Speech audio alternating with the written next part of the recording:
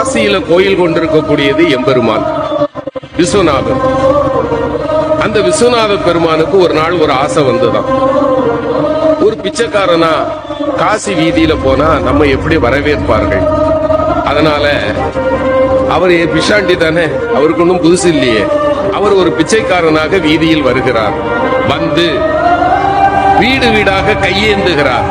காலையிலிருந்து மாலை வரை காசிமா நகர் முழுக்க அலைந்த பிறகும் அன்னபூரணியினுடைய கணவனுக்கு ஒரு பிடி சோறு கொடுப்பதற்கு யாரும் தயாராக இல்லை. பசியால வாடிப்போன நிலையில் இருந்த எம்பெருமான் மாலை வேளையில் காசி நகரத்தினுடைய சாக்கடைகள் எல்லாம் சங்கமமாகின்ற பகுதி, அந்த பகுதியில போய் சேர்க்கிறார்.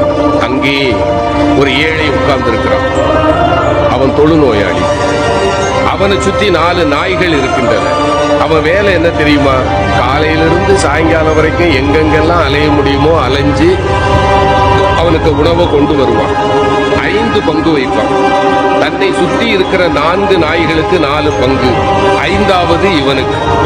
அப்படி 4 நாய்களுக்கும் கொடுத்து விட்டு இவன் சாப்பிட போகும்போது சிவபெருமான் போய் கை நீட்டினான். பசிக்குதுப்பான்னா அவன் அப்படி ஏற இறங்க பார்த்தான்.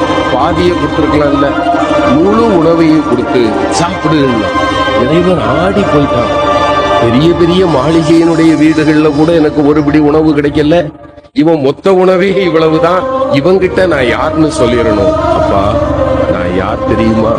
அந்த ஏழை சொன்னான், ரொம்ப தேவையா?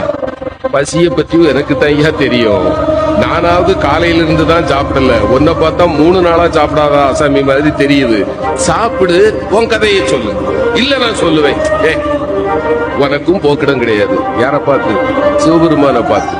உனக்கும் போக்கிடம் கிடையாது, எனக்கும் போக்கிடம் கிடையாது, இங்கதானே இருக்க போறோம், சாப்பிட்டுக்கிட்டு சொல்லுப்பா. இல்லையா நான் சொல்லியே ஆகணும். அந்த ஏழை சிரித்து கொண்டே சொன்னார், என்ன பெருசா சொல்லிட போற, நீ யார்? அவ்வளவுதானே, நான் சொல்லவா?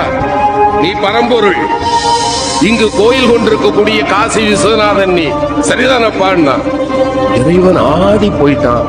ஞானிகளாலும் கண்டுகொள்ள முடியாத என்னை மகனே நீ எப்படிப்பா கண்டுகொண்டாயின்னா. அந்த ஏழை சொன்னா, இந்த ஊர்ல யாருமே என்ன மனுஷனா பார்க்க மாட்டாங்க ஐயா, என்ன பார்த்தா 100 அடி தள்ளி போயிடுவாங்க. ஆனால் என்னைக்கு சமமாக அமர்ந்து அழுகி போன என் கையில் இருக்கிற உணவை கூட உண்பதற்கு ஒருவன் கையேந்துவான் என்றால் என் கருணை கடலே, உன்னை தவிர வேறு யாரால் ஐயா இது முடியும்? நீ என் முன்னே வந்து அமர்ந்த போதே நான் கண்டுகொண்டேன் நீ யார் என்று. எம்பெருமான் அவன் கையை பிடிச்சான். அவன் தொட்ட பிறகு மேனில ஒரு நோய் வருமா? அவன் கையை பிடித்து கொண்டு சொன்னான், மகனே ஏன் நான் உன்னை தேடி காட்சி கொடுக்க வந்தேன் தெரியுமா? 4 உயிர்களுக்கு நீ உணவு தருகிறாய் பார்த்தாயா? நீ உண்பதற்கு முன்னால் 4 உயிர்களுக்கு நீ உணவு தருகிறாய் பார்த்தாயா? உன்னை விட மிகச்சிறந்த கொடையாளி வேறு யாரும் இல்லை. இந்த கருணைக்காகத்தான் நான் உன் முன்பு வந்தேன். அவ்வளவுதான்.